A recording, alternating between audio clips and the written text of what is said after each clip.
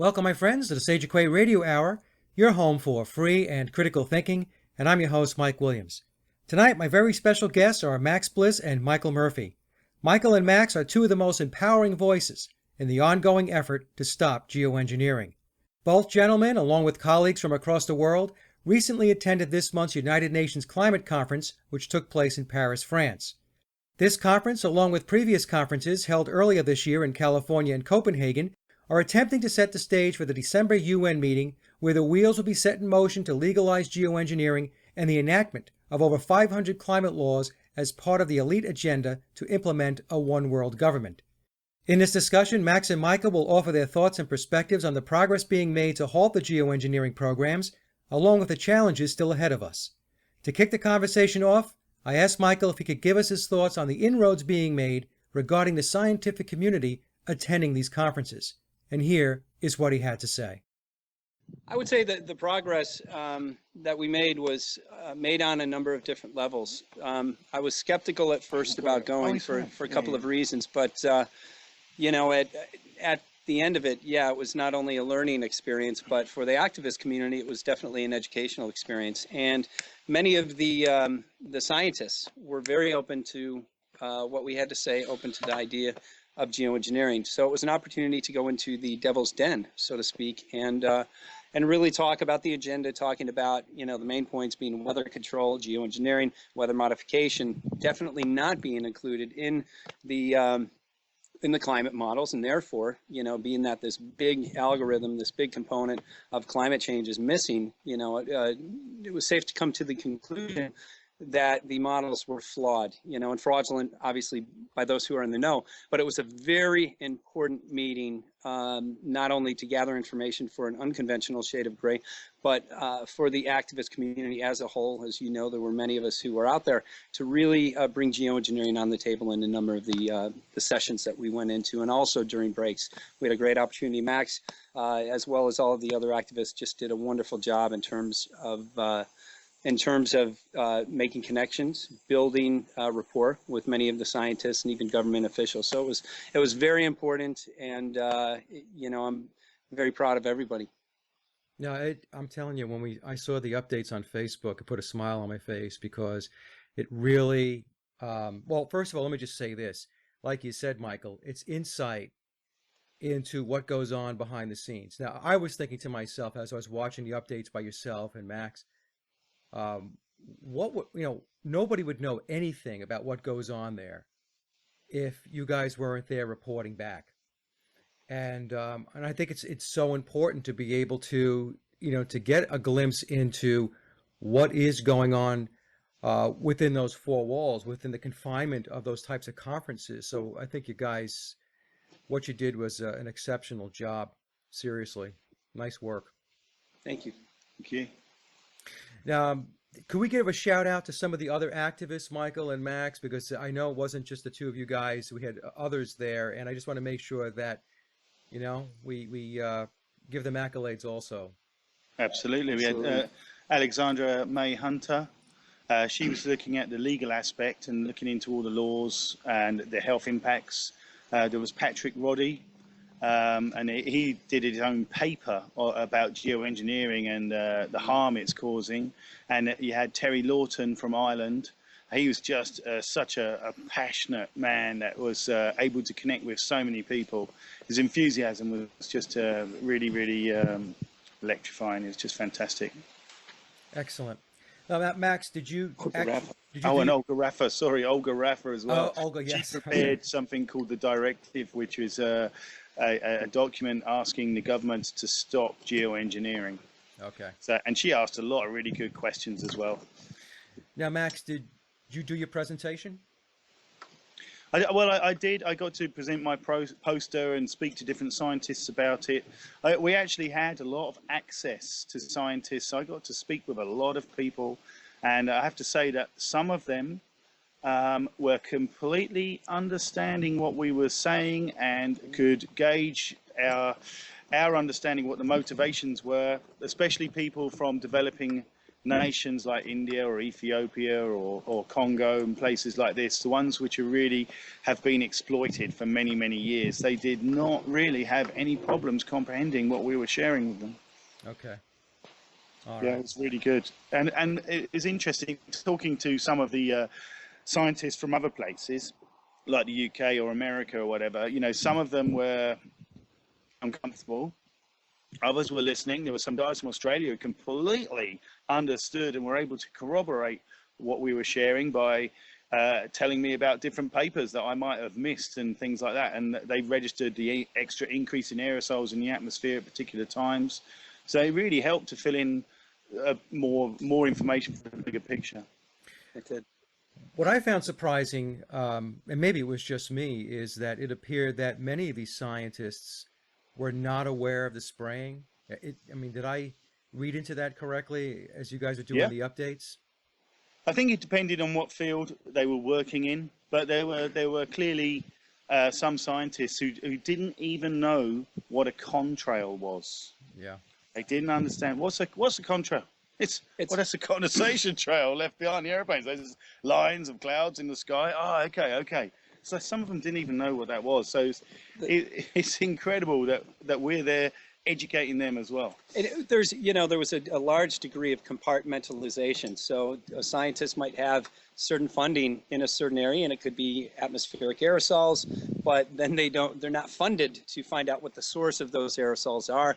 So they naturally assume it could be from a volcano eruption or something Pollution. else. So yeah, from pollution or a number of different sources. So, with the way I came away in terms of how funding is used to sort of bring about the agenda, it's scientists are funded with specific grants that have specific goals and objectives, and as well as boundaries. So they're stuck between those boundaries, and they actually become experts within a very small part of the big range of things. So it almost seems like many of the scientists, if not all of them, are locked into this little area of expertise, and they're not able to see, or not willing to see, probably due to funding and other issues, the bigger picture in terms of what they're involved with.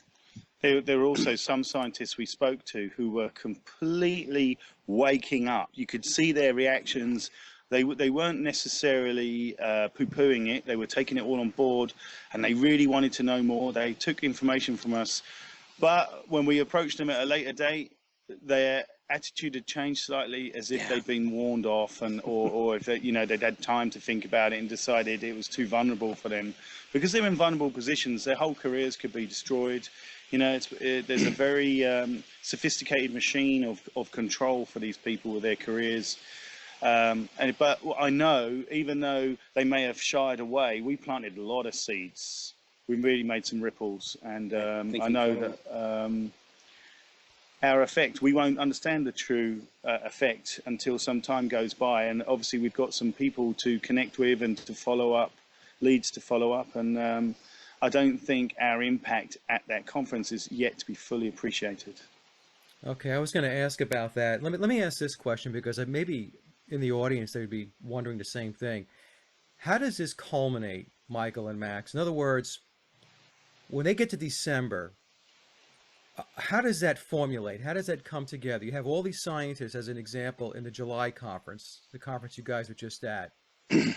How does that come together? I mean, who is pulling that together? Who's going to put together the proposal, if you even know the answer to that?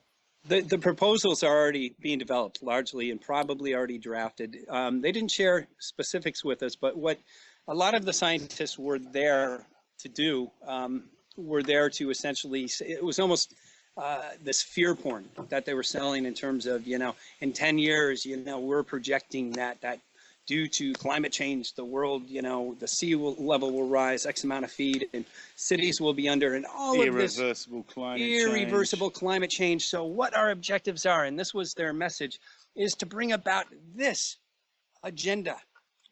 Sustainable development, Agenda 21. Yeah, anytime repeat. you hear sustainable development, that means loss of money through taxation. That means loss of privacy. loss of land, loss of rights. That means complete world governance and stripping away the sovereignty. So it was interesting because essentially what this was, it was a precursor to forming world government. They are using the issue of climate change, or what they are saying is catastrophic global warming, which is obviously, as we're aware, caused by geoengineering, largely, if not all.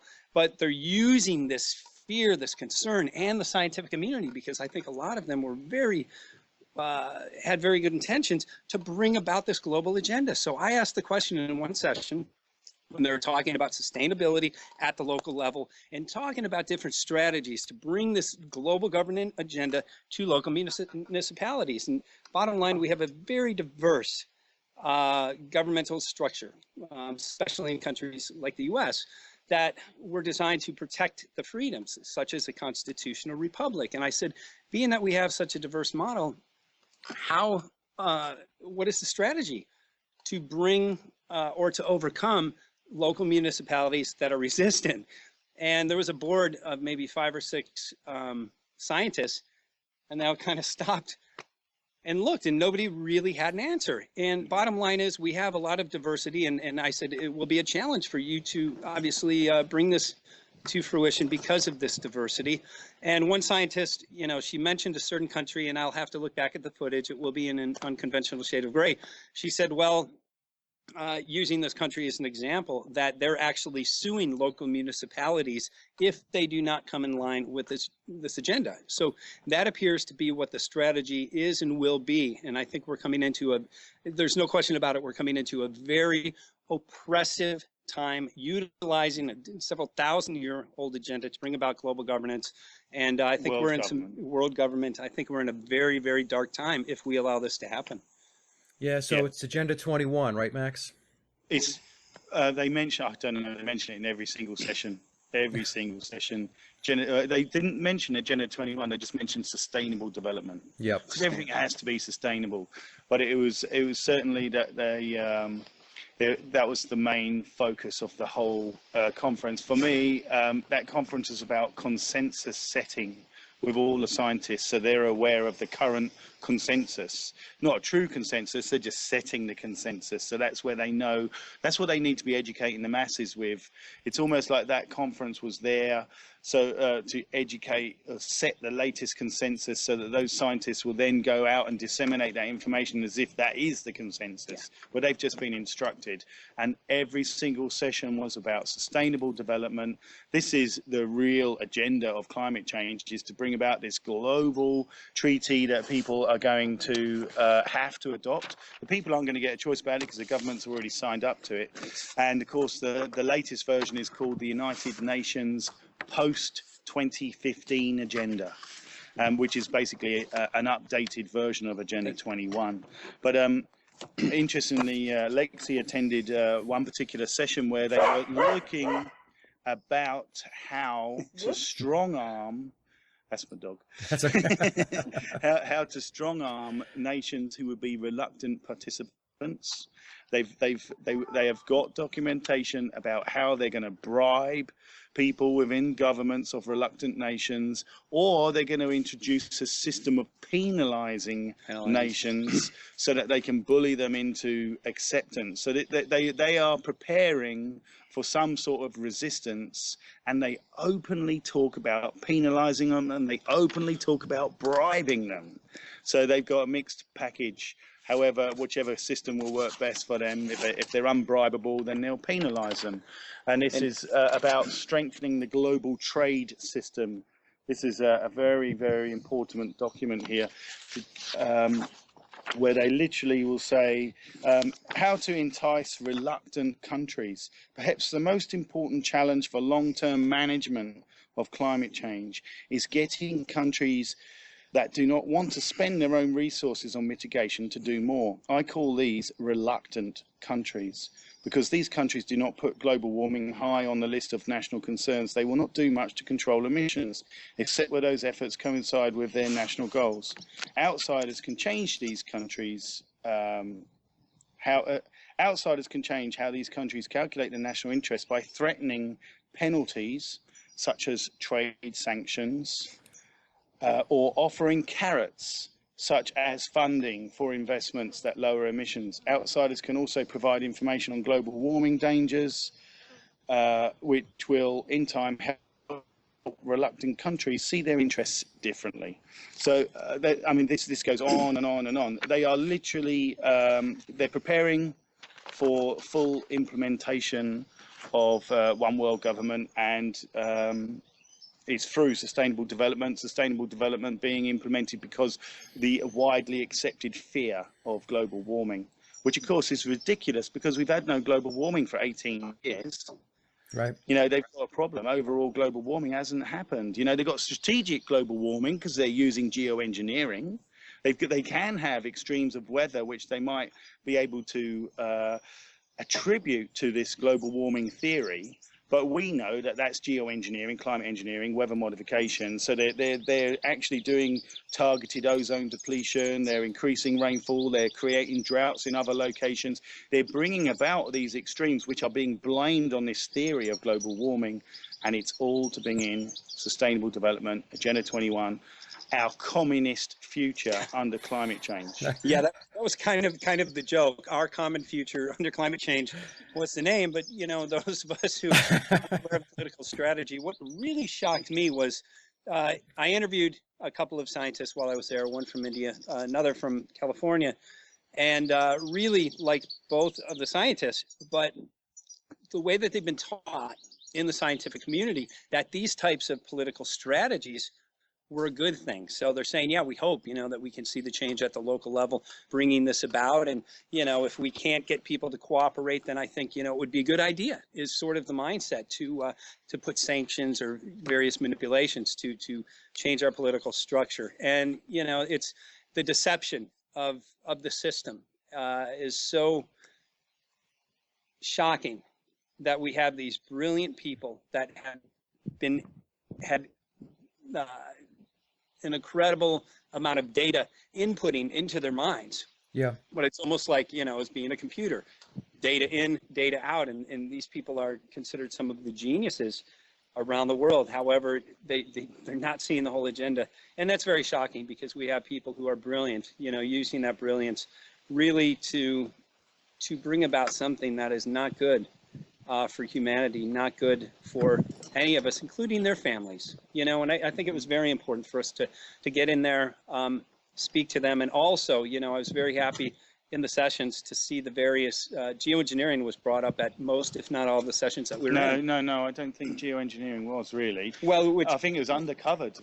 There was personally, I feel that they almost were reluctant to talk about geoengineering. Let me rephrase that. We, the activist community, inserted the issue of geoengineering into all the sessions. However, it was very, as Max said, it was very hush-hush, you know, in terms of mostly talking about carbon dioxide removal. You know, SRM was mentioned a few times, but quite marginally.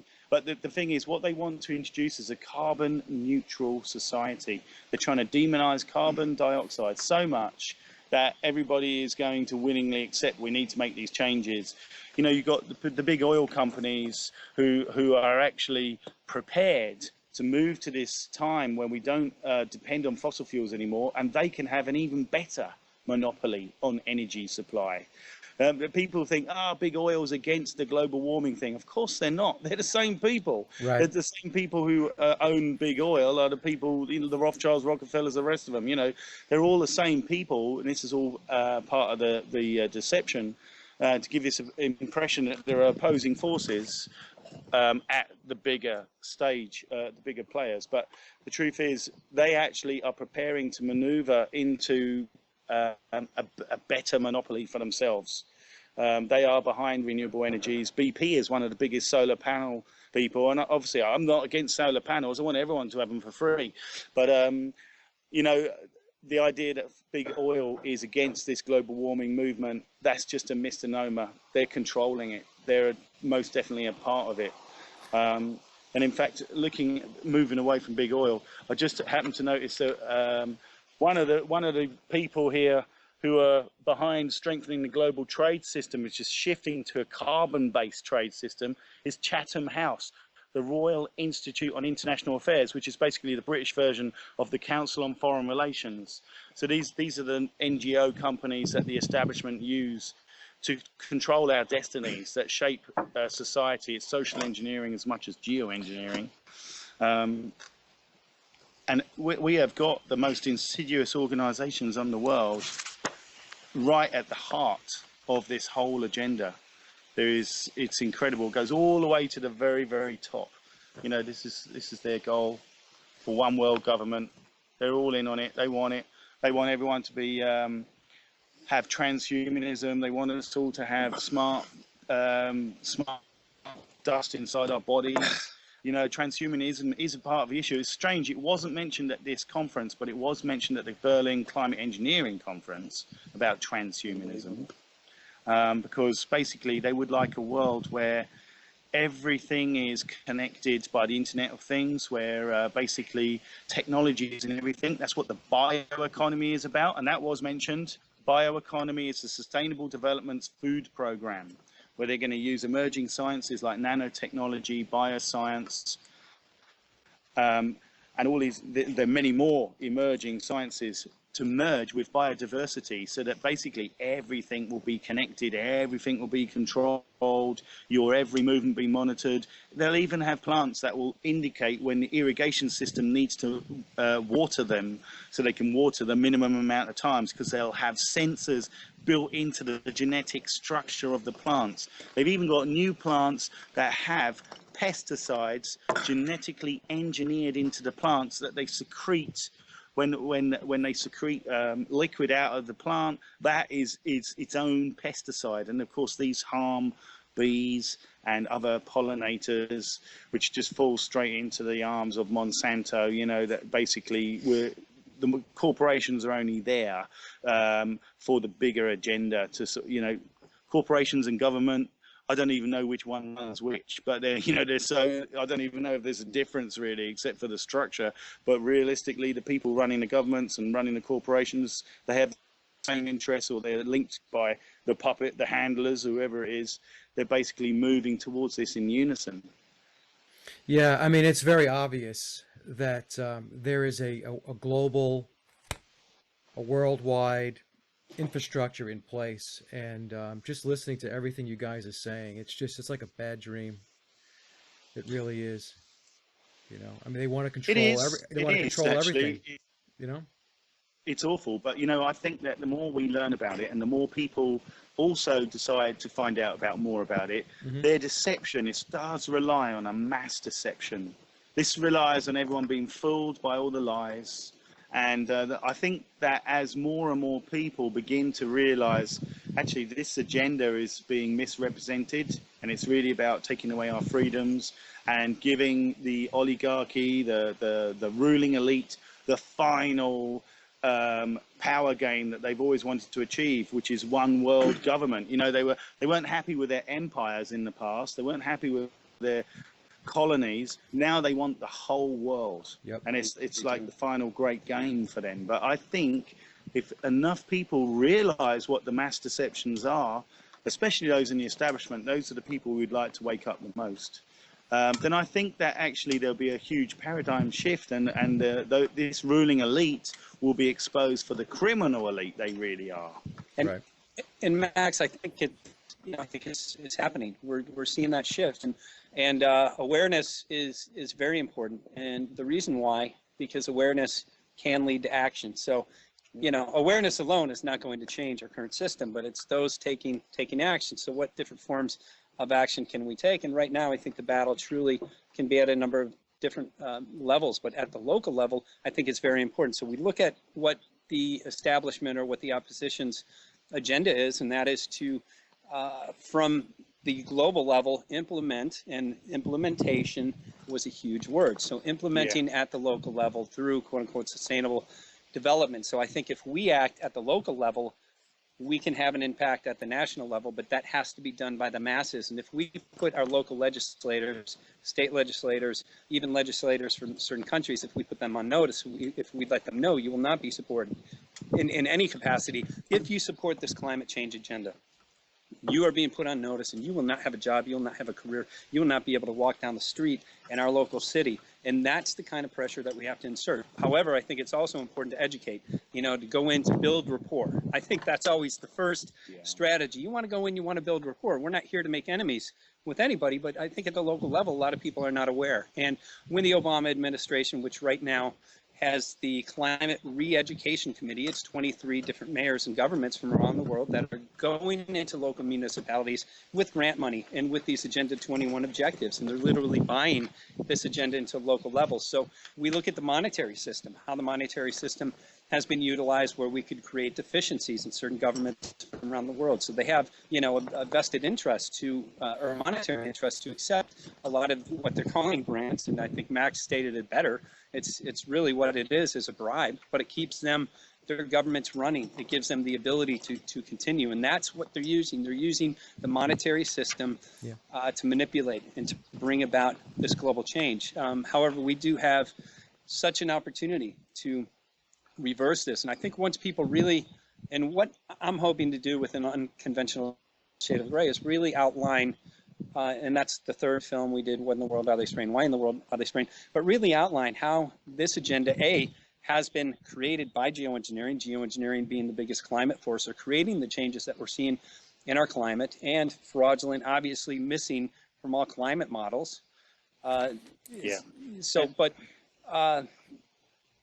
Essentially, my hope is to activate people and show people, real possibility. We're looking at a removal of rights on a number of different levels. And we took a drive out today. We're in France. Max took what I call the mystery mobile, his famous van. But, we were able to go out into different cities, and learn some things about the history today. However, under a carbon tracking system, we all use a certain degree of carbon, whether it's with our lights, whether it's driving to work. And what their objectives are is to reduce our carbon footprint by a considerable amount. And limit where you can travel. And limit where you can travel, not that everybody has to go out and drive 10 miles, 15 miles like what we did, but it might be a real possibility in the near future that we're only able to drive to work 2 days out of the week, and then we'll have tariff on traveling. Tariff. So if we go over X amount of miles, we could be heavily taxed. Right. But for move us to people to cities, everything, the focus, everything's about future cities, and that's easier to control you. It's easier to control your movements. If you live out in a rural place, like I live in rural France, and if they put a tariff on travel, well, that would just cripple the majority. The French, of course, they have big cities, but the majority of people in France live out in the countryside. It's a large rural population. If they put a tariff on our transport, that's going to wreck the whole culture of the way people live in France. Well, they've got centuries and centuries of heritage. They're trying to do that taxing by the mile in the United States.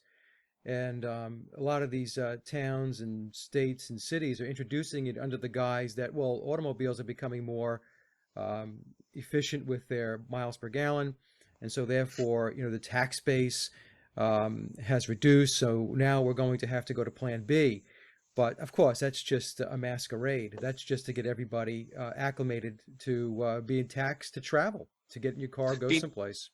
Being taxed to travel, thus more controllable. And I look at the way that Max lives, and if you can see the countryside behind us, we're show you.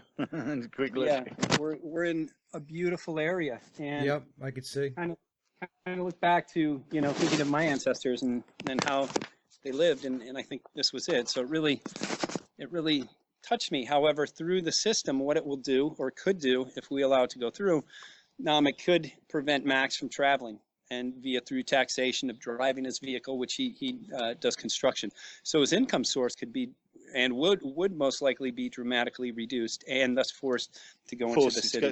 That's one of the things they're saying, that people will be forced to go and live in cities for economic reasons. Right. So you can imagine that they must have a whole raft. We're already experiencing austerity, which is designed. All the austerity, all the poverty we're experiencing today has been part of a 50-year deindustrialization and poverty plan, because they want to appeal to everyone. The weaker we all are, because we've got no money, no resources, the easier it will be for them to force new regimes upon us. So they are preparing for this, and they say economic measures will force people to live into cities. So all they have to do is start increasing the cost of living, increasing the taxes, adding tariffs to travel, and it will be just impractical to live out in the countryside. You know, it's appalling what they're planning. All kinds of leverage they want to introduce to manipulate us. And I think it's very important to illustrate a lot of most of the scientists that were at that meeting. You know, they believe that CO2 is creating most of the climate change that we're seeing. Obviously, geoengineering is being left out of the equation. So based on this sense of fear that they're selling, that, you know, this could be the end of the world if we don't take these drastic measures, you know, they're looking at this as being something, well, we're all going to have to work together, we're all going to have to give up our freedoms. And I think the general view, based on who I was speaking with, and it was a number of scientists, was really that these measures were good. And from my perspective, I see it very clearly. This is about a consolidation, a massive consolidation of both monetary and political power into the hands of a few at the expense of all humanity. I did an update, you know, and I said, you know, the basis of this is to demonize carbon. In the consensus at this meeting, definitely not in the scientific community, was that carbon is the biggest climate forcer and is creating all of these changes. That's very debatable in terms of, obviously, geoengineering is the biggest climate forcer. Again, I keep on stating this because of the importance of it, but being left out of the equation. So the attack is on carbon, and being that we all have a carbon footprint, there's no question about that. There is an attack on carbon and thus humanity itself. Exactly. And right. The attack on humanity is the way to bring about this governance, and we have to continue looking at this, and I can't stress enough, geoengineering is how they are bringing this about.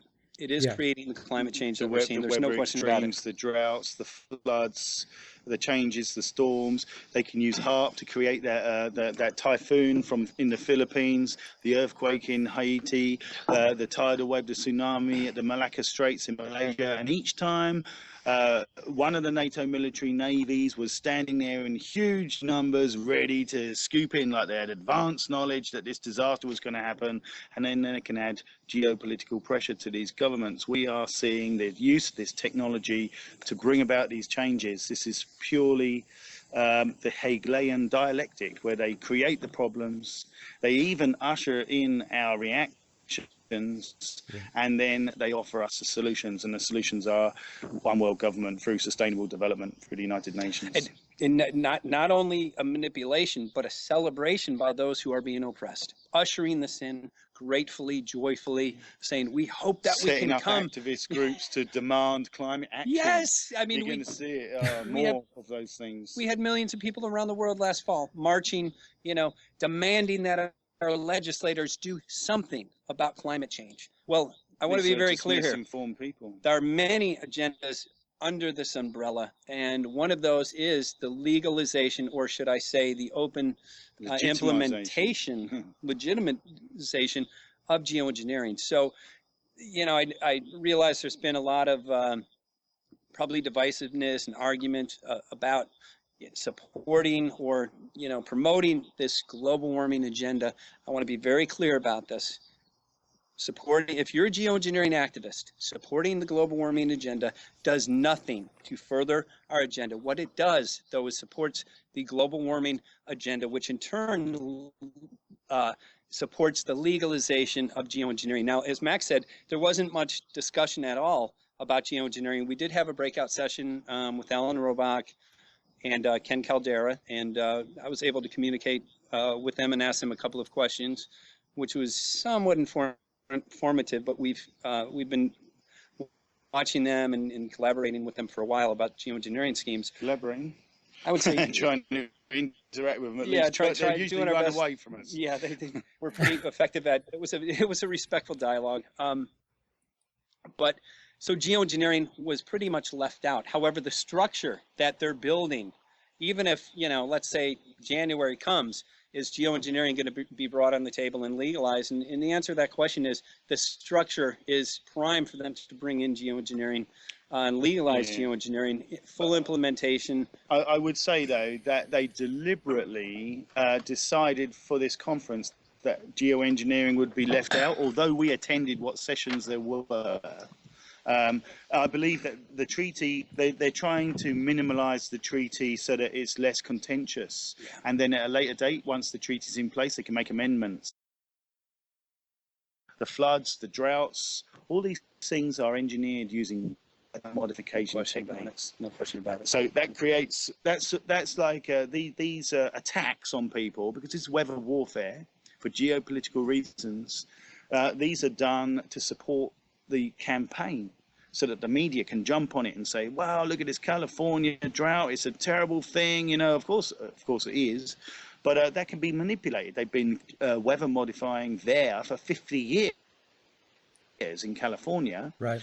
So if your agenda is to create enough of a stimulus that people believe your agenda and will acquiesce and go along with the changes that they're asking for, then they've won. That's what they've achieved, and that's how they can use weather modification for geopolitical reasons. Now let me ask you guys, I'm looking behind you, and they must be spraying like it's out of control there, because when we first started this interview, the sky behind you, I saw a couple of trails, but it was basically blue. It looks like a complete whiteout behind you now. Yeah. We started watching this probably about 10 o'clock this morning, and we're actually flight tracking some of the flights. Remarkably, so, some of the trails did come up with commercial airliners, others did not. What we saw this morning was remarkable, and Max pointed it out. There were two trails that intersected each other. One was white, the other was blue. Yeah. It was definitely different. So the one that was leaving the blue trail, what did it say on Flight Tracker? Unknown or is blocked. Okay, so the term that it said was blocked, and I don't interact with Flight Tracker on. That's unusual. The data for it registered there was a plane. All the details about it actually came up saying it's blocked. Wow. So a light blue trail crossing a fresh condensation trail. Quite a contrast in a difference, and I mean, where they crossed, it wasn't light refraction or anything. There was obviously something different in that trail. Yeah, it was a different chemical mixture. Everything in the background, we've been watching this again since this morning. Slept in after a long week. We all worked very hard, and I'm very proud of all of us, as the activist group. But everything that you see in the sky is from aircraft. No question about it. This should be a beautiful blue sunny sky. So we look at issues, and I think we've gone over this probably, Mike, you and I probably 5 or 6 times, but we look at, the ozone depletion. We look at the blocking the sun and how that has fungal overgrowth, creates various forms of abiotic stress. These things are a real consideration and a real concern. And if it were only contrails, that would, I think, be I think that would be a case very strong for eliminating these types of engines, which, by the way, were eliminated with the high bypass turbo engine. Yeah. We should contrails should be very, very rare. They are. Originally in the early scientific writings about contrails in the 1940s and the 1950s, most of the scientists at that time would have said that, or did say, that a condensation trail has discrete atmospheric conditions required to form a contrail, and those situations are incredibly rare. Yet we see planes delivering contrails every single day, and I think they are deployed contrails. There is so much evidence now that you just can't have the atmospheric conditions required for a contrail to form every single day. Right. And this is in mostly NATO countries. We talked to one guy, scientist from India, and he said he doesn't see these things in the sky in India where he lives. Doesn't see it. What was interesting, God, we have so much to say about this event. There was so much knowledge gained. I interviewed a leading climate scientist from India, and he was talking about aerosols and how that is affecting the climate in that region is specifically. Max started talking to him. I overheard him talking. I said, "Hey, I'd love to get an interview. I'm producing a documentary." And he said, "Yeah, no question about it. Black carbon is something that was introduced, and I think he's been measuring it. They sourced black carbon, which we have documents from. I believe it was 1974, Boulder, Colorado, and used for weather modification. Using black carbon specifically for weather modification. I wrote Geoengineering and the deliberate melting of the Arctic. We sourced some documentation on that to specifically melt the glaciers. So he noticed, coming from the Atlantic region, a significant amount of black carbon, which he said without question is a huge part of the equation of the melting of our glacier. And I know there's been a lot of debate whether glaciers, or maybe even in the Arctic, whether it's melting or not, but it seemed to be in the in the regions in India, they're definitely seeing a melt off. However, many scientists believe it's simply due to CO2. My interest was in him was talking about black carbon, how that impacted the climate melt, and does that therefore make the climate models flawed? And the answer, of course, was yes. You cannot come up with accurate climate models without including the black carbon, which is a form of geoengineering. And that's really the whole message that we're here to tell. The climate models are flawed, and they're passing laws. Right now, we have a carbon tax in California. There are millions of dollars, and California is ground zero for this entire agenda. So there's no question about it. If we look at the jet stream, it's being diverted up into the Arctic, and that's why California is warm, dry. The Arctic region is also very warm, but down in the Midwest, where I've been living for a while, it's very cold. We have I think we had the rainiest June since record keeping. It rained just about every day. And then, of course, Mike, when you and I were on the radio show back in February, it was, I think, 2 below zero in North Carolina, but It was 47 degrees in Anchorage. So we're seeing all of these anomalies and all of these patterns. And the ice melting, the glaciers around the world melting, is one of the main sales points that they're using to usher in this fear campaign of CO2 being the source of that. However, we have seen very little evidence. And Max came up with a great question. And we're looking for the data, and it was in terms of what degree CO2. No, I don't know which question you're asking, but I asked a guy from the Tyndall Centre, which is the UK Climate Research Centre. I asked him, how long would the climate pause, which would that be, before you started to revise your global warming theory? How big a pause would it have to be to say, actually, we may be wrong? And he would not answer me. He would not answer me. He kept on deferring, and he would not answer. But, there's lots of confirmation we got that aerosols in the atmosphere are a very large part of the reason we've got warming, trapping in air. Also, like nanoparticles of aluminium can be used to warm the environment. There's a paper by Edward Teller in 1997 called Global Warming and Coming Ice Ages. So it was looking at methods of how to deal with either a warming period or a cooling period. And basically, by spraying aerosols, metallic aerosols, into the atmosphere and using different electrostatic fields of energy, you could direct these particles and you can create either a cooling effect or a warming effect. Now, looking at all the historical desires to control the weather and climate and the methods they were looking for, I would suggest that they are using these techniques now. And you've got people like Dr. Jasper Kirby of the CERN Institute in Geneva admitting or complaining that he was saying that the clouds are seeded by jets dumping aerosols into the upper atmosphere.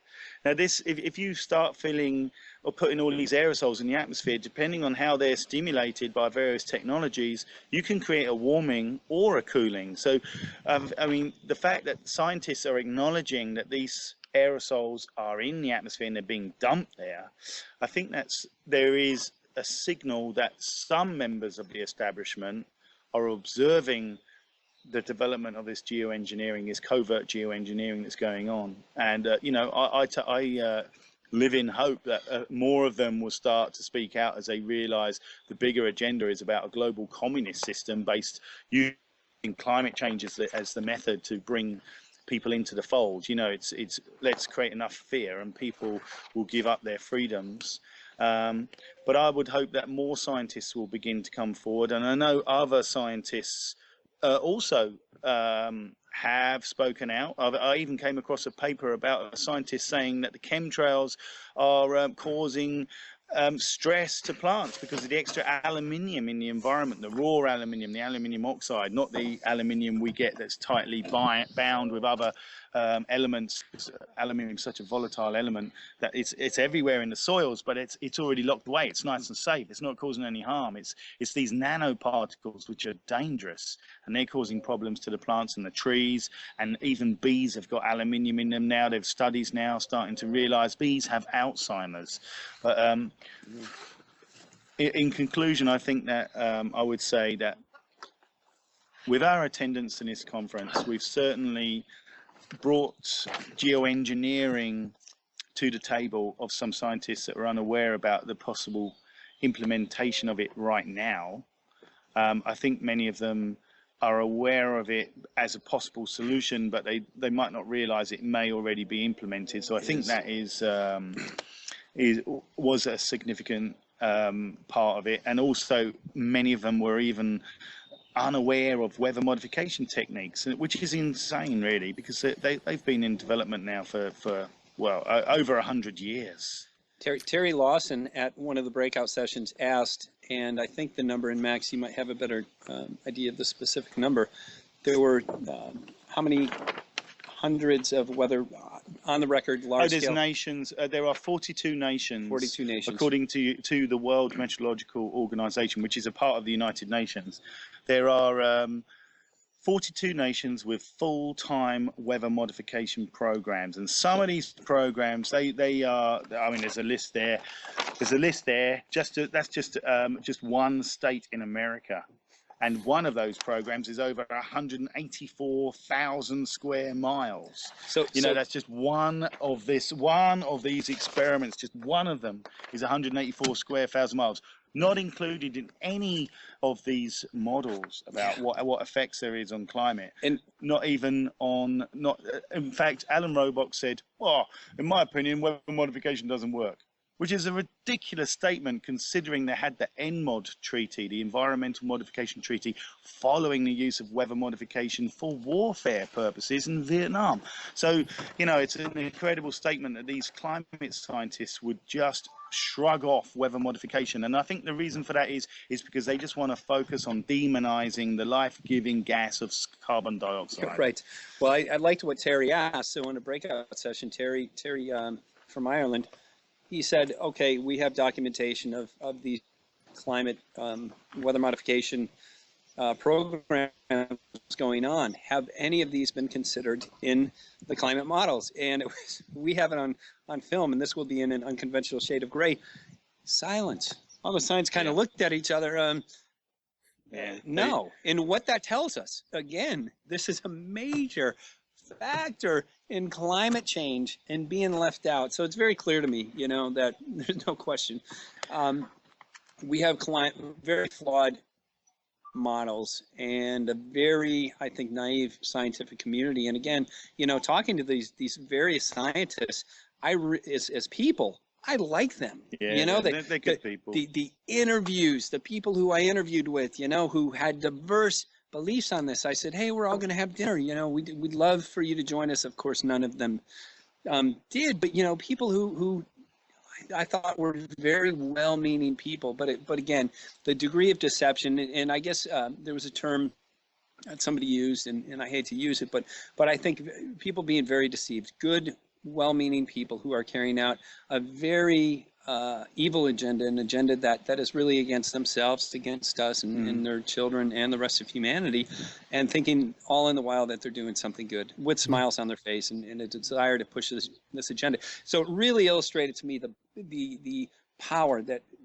monetary power and the influence that it can have over an entire world, because we had representatives again from Africa, from every continent, every region across the world. And within this group, of course, there is not a consensus in this climate change debate whatsoever in the scientific community. Skeptical. There's quite a few of them who are skeptical, actually, you know, in different elements of the program, which was encouraging. I think there was some. It was very encouraging, and that tells me that we not only have hope, but we also have an obligation. Those of us who know the truth on this issue, who will not side with the oppression, with the political agenda, with all of these other things that are not in our best interest. And we have the ability through developing relationships. Now there's a time for confrontations, you know, and there's a time for all types of activism, but, you know, let's try and build those bridges. Let's try and win the ears of both our scientists and then also of our political representatives. You know, then we can go to Plan B and take more aggressive measures, as they are planning on doing. Right now, they're trying to go in without, you know, world government being established, trying to manipulate, trying to influence people at the local level to sign on. Of course, they have money to go in, and we have to, you know, utilize the power that we have. That's the power of love, you know, to go in, to communicate with people and show them what the truth is. And, you know, if they don't agree with that, then we can take some more aggressive measures, which might be, you know, legal action, putting people on notice, you know, other forms of nonviolent, peaceful activism, but effective activism. And there's a time for everything. There's a time for peace. There's a time for battle. Yeah, I think we will leave it to the waking authorities, the police and the military, to take aggressive action. We are all about peaceful education. No question. You know, we want actually to be able to maintain some sort of dialogue and discourse with these people, and we certainly wouldn't want to sort of overreact. And if by creating an aggressive interface, then that they're just no longer going to talk to us. So we have to maintain a certain amount of discipline and be able to communicate with these people. But, you know, with the NMOD treaty, by the way, go back to the NMOD treaty, the use of these weapons covertly, because weather weapons, weather modification against the will of the people, creating droughts, creating floods, harming people, thousands of people have died due to these weather extremes, that is breaking the treaty. These organizations that are a part of covert weather and climate modification using geoengineering, they have broken this treaty designed to protect people. That people are being harmed, people are getting Alzheimer's, all these diseases, all these asthma increases, all these different illnesses. These are a direct response of the use of inadvertent weather modification, whether it's spraying extra pollution, like putting extra sulfur into the marine diesel from 1967, following the United Nations Clean Air Act, when the diesel, the road fuel, had to have sulfur removed from it, but it didn't apply to marine diesel, so they put it in marine fuel. Then we started seeing shipwrecks for the first time. Millions of people die every year because of sulfur dioxide, because of this poison in the atmosphere, and they put it in there deliberately. So they are breaking the NMOD treaty. They are culpable, and that's probably why we see these geoengineers virtually running away from us. In some cases, some Mr. Caldera will run. He's very light-footed. He's like an antelope. He did. You know, what's interesting to me, guys, is that the fact that they have to take this very incremental, very methodical approach, to me, that only proves the power of the people, right? Because there has to be rhyme and reason behind as to why they have to take this approach. And in my view, it's because if the masses do awaken, this whole thing comes apart. It falls like a house of cards. So that's why it's very incumbent upon the people to understand that they have this power and to step up to the plate and start awakening to this. Participation. People have got to realize, if let's say, for example, we were to put a package of information together, a bundle of evidence, and then get everyone who's willing to print that out and send it to every single government on the planet, to every different department they wanted.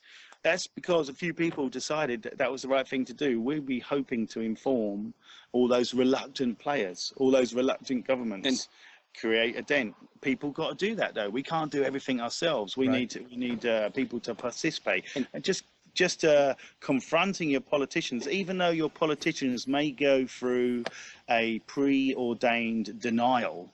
The fact that you're putting them under pressure, and the more frequency of that pressure, that will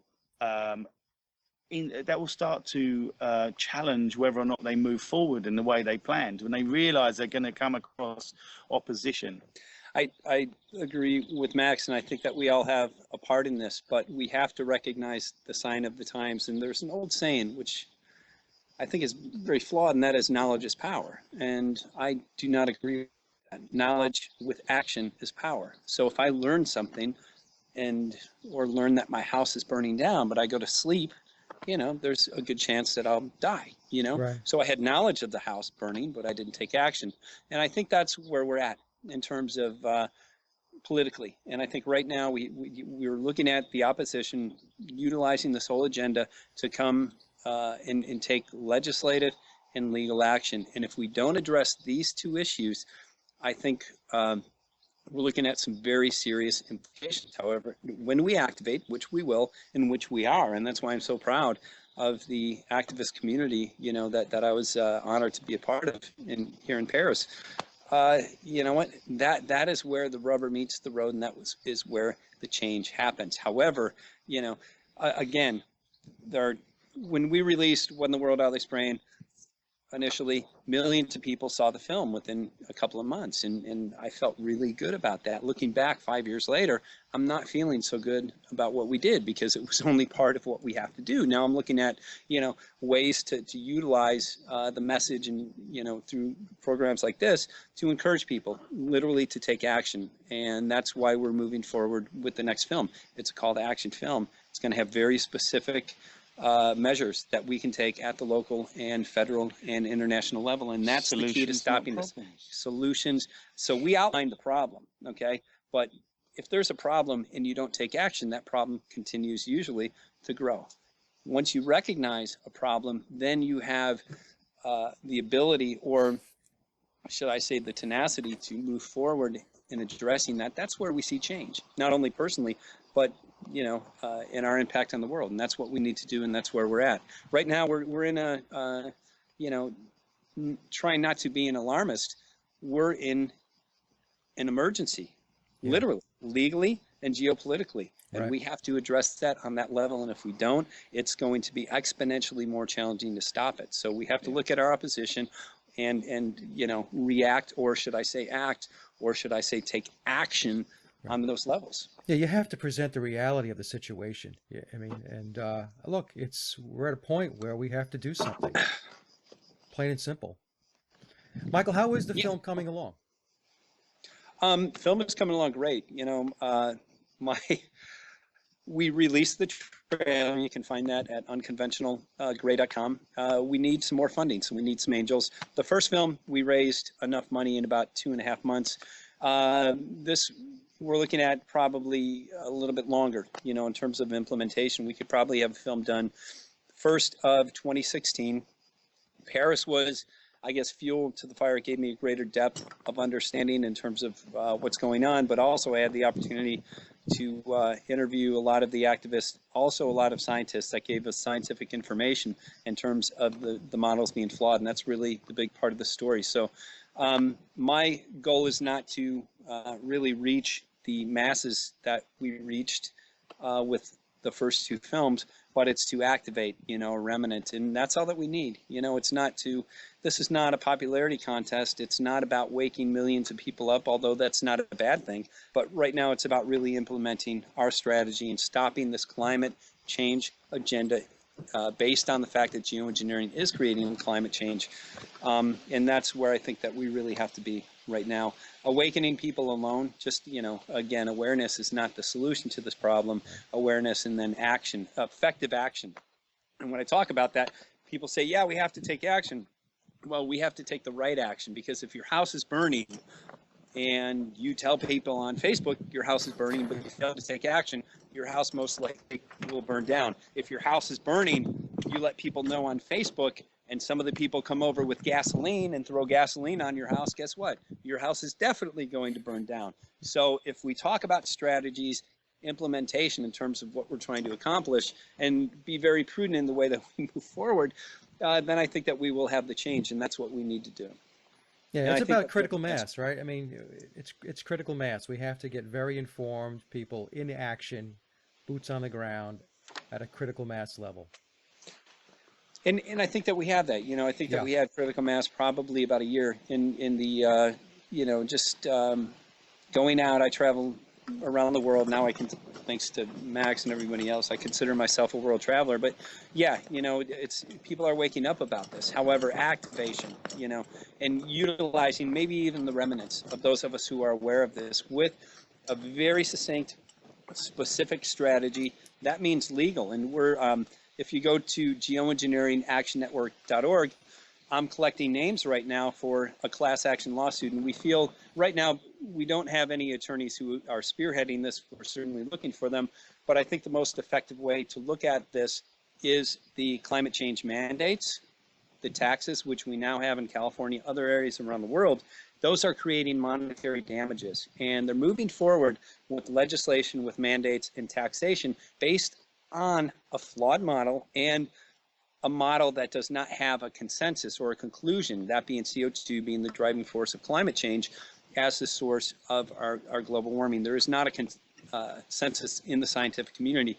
There's no question about it, and we can prove the models are flawed, and therefore it's creating, at the very least, there are so many damages created by geoengineering, but through the legalization of this implementation of the climate change agenda, we have monetary, we have land, we have human right issues that are being violated left and right. We can prove that. Here in France, Mike, we had a terrible heat wave. And they mentioned this at the conference as confirmation of global warming. It was so engineered, it was ridiculous.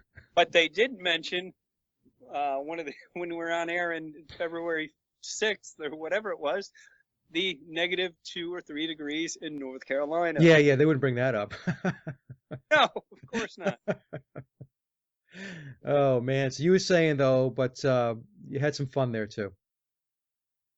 We did, and for the activist community, it's such a serious issue, and we definitely energy zapping, isn't it? Yeah, it can be, and we take it very serious. But there definitely has to be an element of fun, and balance in our lives. And many of us want to take this on, 19, 20 hours a day, and I tried that for several years. It's not quote unquote sustainable. So we have to look at, the activist is an effective activist. So there's certain degrees of health, whether it's at the physical level or, the emotional level, and we need that rest. So it was great working with the other activists. We had fun, we bonded, and we went out to dinner every night and did some sightseeing. And that was important, I think, for us to, while we taught, pretty much we spoke about this, but we can have fun when we address this issue. And we can be serious, however, not give every bit of energy and allow this negative energy to come into our lives. You need a little bit of balance. You need balance. It's so absorbing doing this that every now and again you've got to have a joke just to relieve the tension. It builds up. Yeah. Well, and the team aspect of it has to be very motivating because you're not doing it by yourself. You're there with others who are very smart people who've researched this. Yep, and they each bring something unique to the table. Yeah. Everyone has their own approach, their own particular interest in this area, and their own particular passions. So together as an ensemble, that was a tremendous impact as well, because everyone was going out talking to as many people as possible at the conference, and each one has their own method of delivery, their own focus, which they're particularly interested in, and that actually would have sent a message as well that it's this complex group. It's not straightforward. They can't pigeonhole us as those chemtrailers. Right. We each have our own skills and specialities, and I have to say, I would like to reiterate that some people were saying this was a dream team. I would agree, because everyone in there was a vital cog in our wheel, in our machinery. Yeah, it was very good. That's very good. So where do you think this takes us, guys, as you go into the December conference? Does the picture change? Is it better, the same? December is a planned game changer. However, I do feel at this moment, even if there's signing, there's a 5-year period of planned implementation. So 2015 or 4-year. 2020 is the big year for them. 2020. Yeah, it's 2015 right now. So 2020 is the planned implementation. So we have an agenda which will be more clearly set out in December, and I hope to get back, here to France. But then right now, based on what we've learned, we can start taking effective and progressive action. My belief is, and I have hope in fellow activists, that we will block this climate treaty, which again, many people feel is very good, or derail it, and bringing geoengineering on the table. And the point is, they're definitely in negotiations right now. So the final draft will be ready to sign, and I'm sure it's very close in December. However, we have the ability today to take both legal and legislative steps to ban geoengineering and other forms of this oppression based on the fact that geoengineering changes our climate. So we have to get very active, and we have about 4 years. And I think that we will derail this, bringing about the favorable future that we want. And we definitely have the ability to do that. So are you saying, Michael, that you'll be able to derail it come December or post-December? I think both. We have both opportunities, so we have to always have a plan B. And derailment might not be, that can be maybe viewed as a harsh term, but I think bringing truth, into the dialogue and creating or maintaining or turning around this oppressive government, this austerity that we've seen growing for several years. And this issue is key. Geoengineering is key to the climate change agenda. Climate change agenda is key to global governance. So we have to look at that. So we have to bring geoengineering into the dialogue legally. We can prove, A, that it's happening, B, that the models causing harm, and C, that the models are flawed. So if we would sit back and allow this structure to be implemented, then we would see the legalization of geoengineering, the inability to take legislative and legal action, and then I think it would be over. However, we're aware of what's going on. We have the insight to see it, and we have an activist group who's moving forward. And I think we need to contact governments all around the world, scientists all around the world. We need to inform them with the necessary information so they can maybe make the decision from their point of view to back out, to take some time out and maybe avoid signing the climate treaty, maybe create some dissent amongst those nations who are going to be harmed the most. And first of all, we need to establish that there's a tremendous amount of harm that's already been done. There's a tremendous amount of harm because of this covert use of weather and climate engineering techniques. And I think that amongst us, we can do that. But we need help from more people within the establishment and the governments around the world that are not on board, that are not entirely on board. We need to basically shine a light on the dark deeds.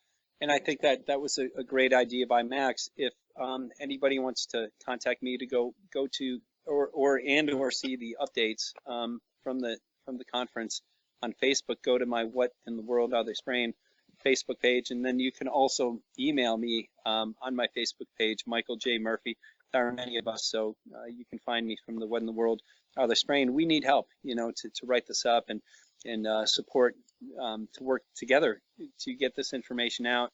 I have, a pretty extensive network that I can send this out to.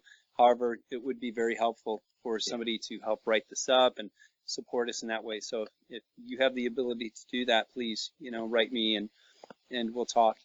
And thank you.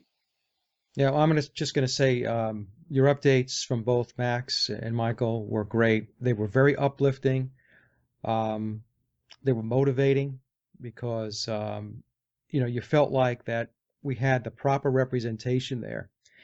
So we owe you guys and the rest of the Dream Team there a debt of gratitude. That's coming from the bottom of my heart. Thank you, and thank you to all those people that gave us donations. Yeah. And we're wishing as well. That kind of support was really, really important. I mean, all those people out there who donated, you made this happen. Without question. You have much gratitude. All right, guys. I want to thank you so much. Again, I don't want to take up too much of your time. You've been very generous with it. And I'll have it out, and I'll email the both of you with the link. Thank you very much, Mike. Right. Really appreciate everything. Thank you, gentlemen. Bye-bye now. And that concludes my interview with Michael Murphy and Max Bliss, and I hope you enjoyed the discussion as much as I did. Links to Max and Michael's social media and websites are listed in the show notes below. And as always, I'd like to thank everyone for listening and visiting the blog. You can get to the blog by typing in sageofquayradio.blogspot.com, or simply head over to our hub website at sageofquay.com. Also, if you get a moment, please visit laboroflovemusic.com to listen to my album, Leaving Dystopia. And remember, live in truth and always serve creation. It's really that simple. See everyone next week. Be safe, enjoy, and God bless.